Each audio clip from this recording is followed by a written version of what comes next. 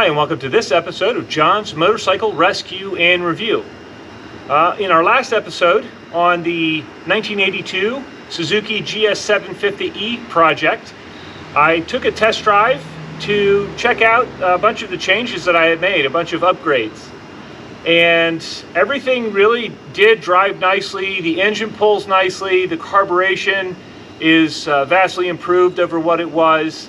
And my brakes are functioning better. So I still have a couple of small items to address. I have just received a set of fork seals for the bike. I need to put those in.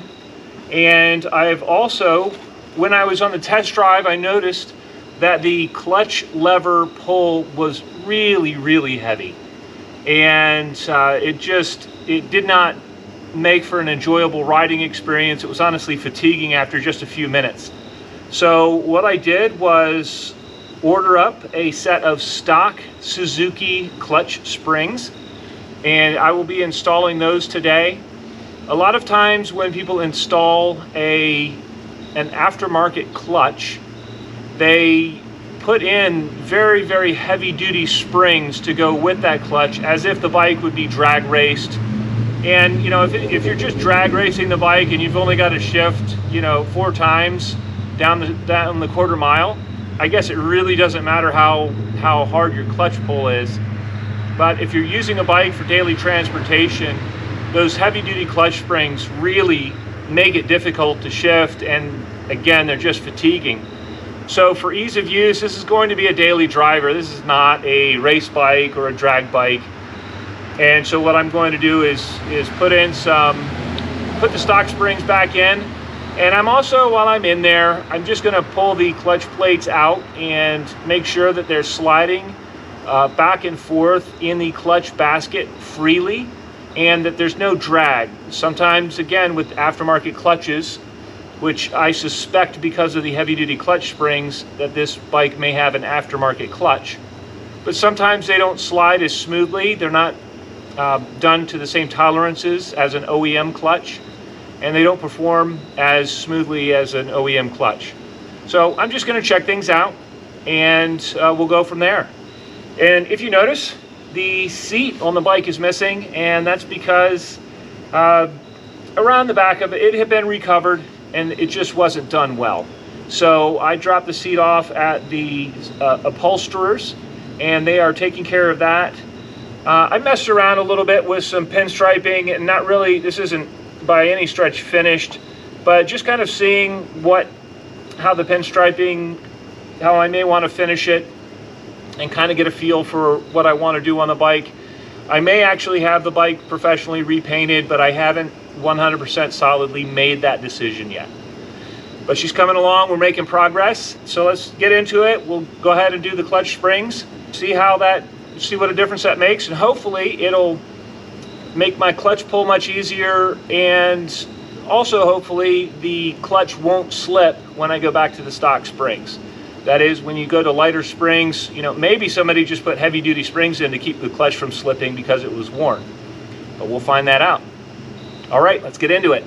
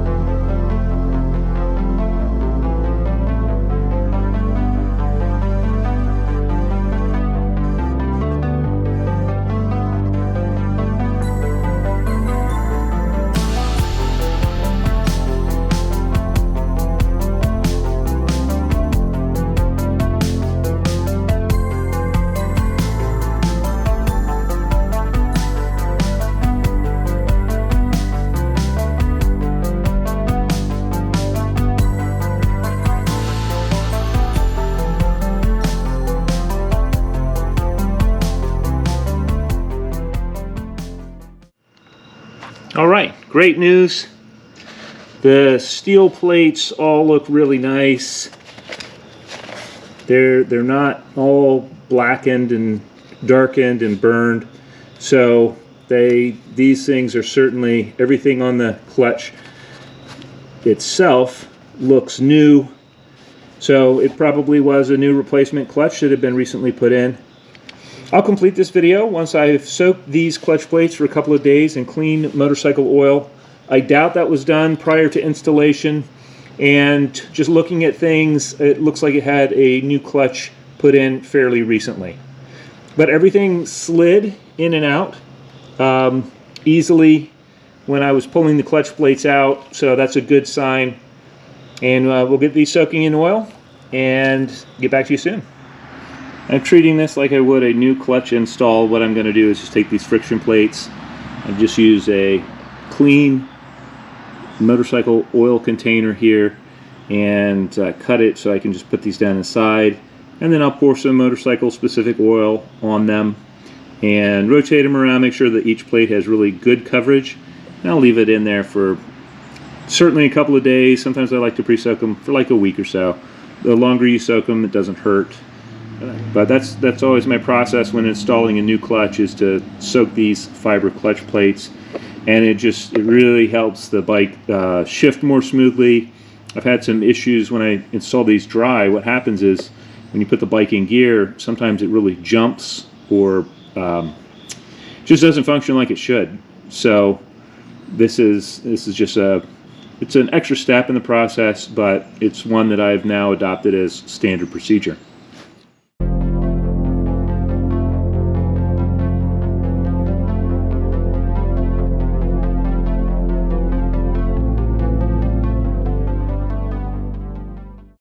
And I'll come back several times and just rotate these in that bath of oil. Okay, my clutch plates have been soaking in the clean oil for several days now, so they are lubricated and ready to go. And I'm going to pull my cover back off, and we will go ahead and install this. This is the same procedure that I would do if I was installing a new clutch, and I'll probably just title this episode, how to install a clutch in a 1982 GS750E.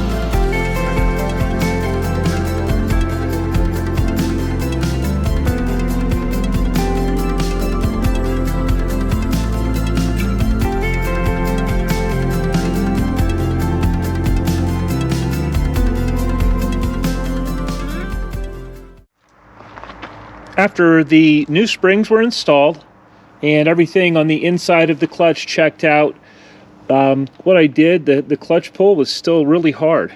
So I went in and lubricated this cable. I actually removed it from the lever and held it up and used some light oil, some WD-40, and lubricated it. So now my clutch pull is very nice, very manageable.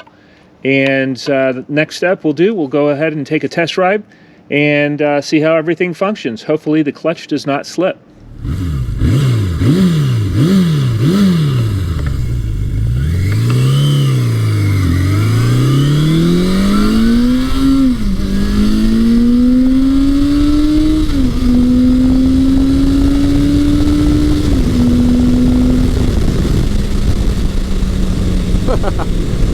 Well, she may be old, but she's not slow. All right, the test drive was successful. My clutch pull is now manageable. The bike pulls hard. The clutch does not slip, even at high RPM, as you saw in the video. So I'm just really happy about that job. Everything turned out great. While I was working on the bike, I did get the seat back from the upholsterer, so I was able to do the test drive.